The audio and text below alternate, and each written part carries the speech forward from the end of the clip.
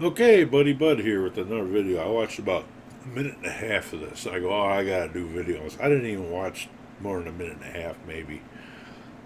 The number one reason why there's no good, available, decent single men left, and it's actually in your city. Let's see what she has to say. Hi, it's Kate Harlow. Today's topic is the number one reason why there's no good, decent, available single men left in your city. This is the biggest frustration point for single women. Whether you're from Vancouver, Canada, where I'm from, or Calgary, or Toronto, or Montreal, or New York, or LA, or Sydney, Australia, or London, England. Or, let's see, what else? Mexico. Just say anywhere. Maybe it's because you talk too much. God. We get the hint.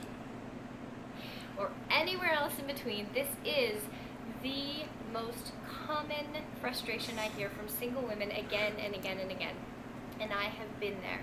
It can be so scary when you're out there being so vulnerable, putting yourself out there, going on these dates with complete strangers.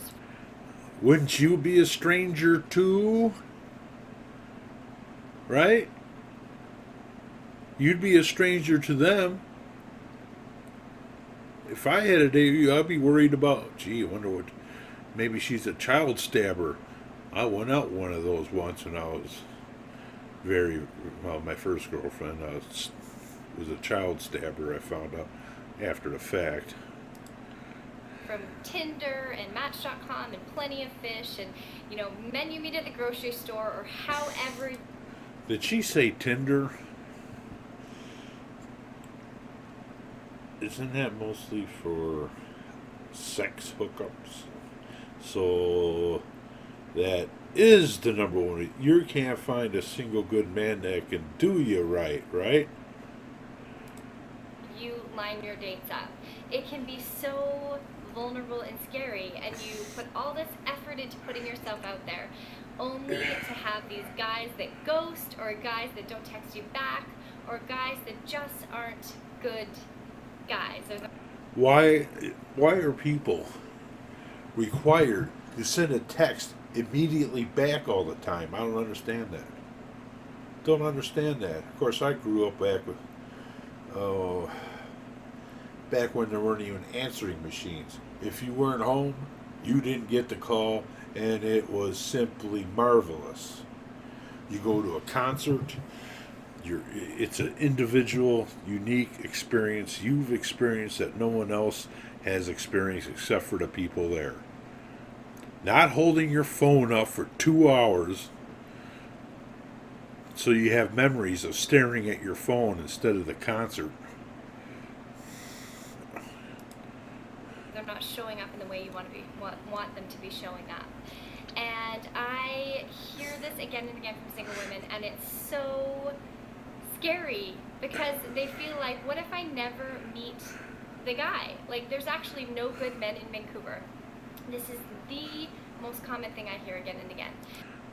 Well, what are your requirements? Why? I'm sure there's plenty of single men, but maybe you have too many requirements.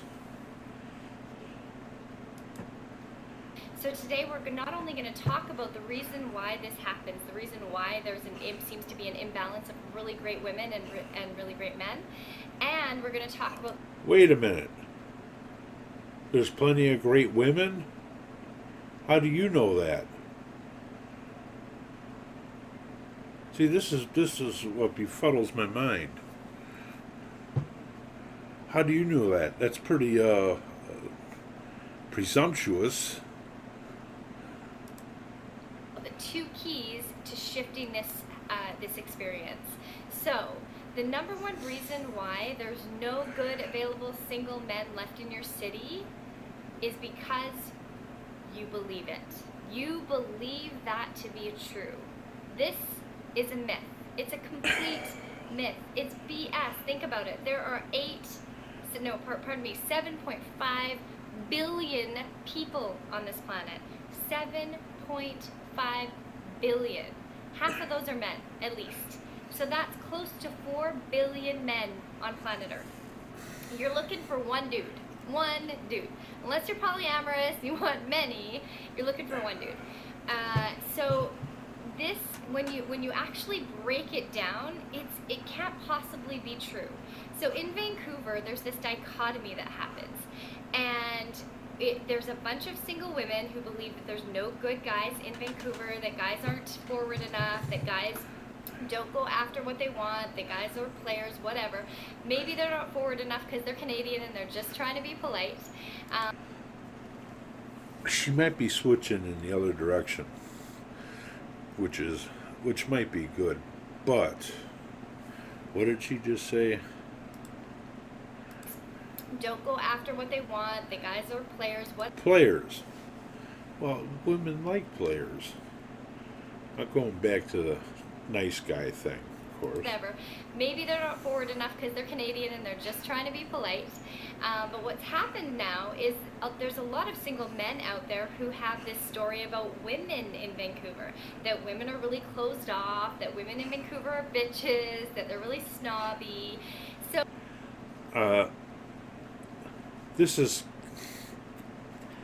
it's like people complaining about where they work. It's the same everywhere you work. You always get people that are favorited, treated better than others. You get the same. It's all the same. It's the same wherever you go. The grass isn't always greener on the other side of the fence. So this has just created this, like, this story is just getting bigger and bigger, and now these two people show up on a date across from each other. Do you think they're going to be really open to getting to know each other and really experiencing who they are if they have these stories running in their heads? It is so deep in my belief system that what we believe to be true is our reality. So whether the law of attraction exists or not, if you believe something to be true and you're actively out there dating and you believe there's no good men in your city, you are going to attract that experience. And the reason is because on a subconscious level, your subconscious mind is going to be actively looking for evidence to reinforce that belief. So you have a belief that there's no good men in your city, your mind is looking for evidence of that. And then Why couldn't she start the video right about here? She didn't have to say all that in the beginning.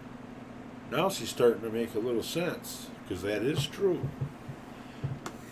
I might have to apologize for the first half. But still, according to how she's playing it, she should have started a video here, because this all the way up to here or so isn't. Well, let's watch some more. Therefore, you're going to keep attracting that experience into your life. So, step one to completely rewiring this belief. Step one is to let go of the freaking story that there's no good men left in your city. And this means when you get together with your single girlfriends, no sitting around a table bitching about how awful the men are in your city and that there's no good guys in your city. So let go of the story. If your friends start talking to you about their frustration with there not being any good men left in the city, I would either completely change the subject or just smirk and say, oh, that's not my experience, and move on. Because the more that you buy into the story, the more the story is going to be true for you. Step two, so first, step one, we're going to let go of the story. Step two is to stop trying to find the one. Stop trying to find the one. Stop trying to find the love of your life. Stop trying to find a boyfriend. When you're out there dating, just do it for fun. Just do it to meet people, to get to know different people and their experiences in their life. Do it to get to know yourself on a deeper level. Come into dating with curiosity and play, so it can just be this cool tool that you use to get to know people, to get to know yourself, and really get to know the world on a deeper level. See, that's much better. She should have just cut out that first half, because she makes herself look like a prude. I can't think of a better term. I may have to change my mind about her pretty soon. Because ultimately, When you let go of trying to find it, that's when you're going to be way more available and way more open to actually finding what That's you desire when true. you're not looking for it. Have you ever had the experience where you're out there looking for a New Year's Eve dress or a dress for a date or the perfect outfit, and you go shopping to 3 different malls, and you're shopping and you're looking and looking and looking all day long, and you find nothing? The reason you find nothing is because you're looking too hard. You're too attached to the outcome. And when you're attached to the outcome, you miss what's right in front of you. And then you go for lunch and have a glass of wine and relax and start having fun. And next thing you know, the perfect dress falls into your lap. That is what it's like when you're dating. When you're actively looking for a partner, it makes finding a partner so much harder. I remember the moment where I said, oh, I just love being single. I love being on my own. I love dating. It's so fun. I just don't think I ever want a relationship again. And someone said to me, oh, you're going to meet a partner. Why would you date if you weren't looking for a relationship? That's confusing me. But I'm not perfect either, so let's move on. And I was like, no, like not a chance. And guess what? I met my partner like 2 months later, or maybe even 2 weeks later. It's crazy. So stop looking. So step 1, just to review, step 1 is throw out the story that there's no good men left in your city. There are 4 billion men on this planet. You only need one. And step 2 is to stop trying to find a partner and just lighten up, have fun, get curious, explore, get to know yourself, get to know other people, and enjoy the process of being single and dating. That's it for today. Until next time, keep loving yourself up and take your focus off men and put it back on yourself. Okay, first half of the video, she that was wrong. She should have started around 3 minutes.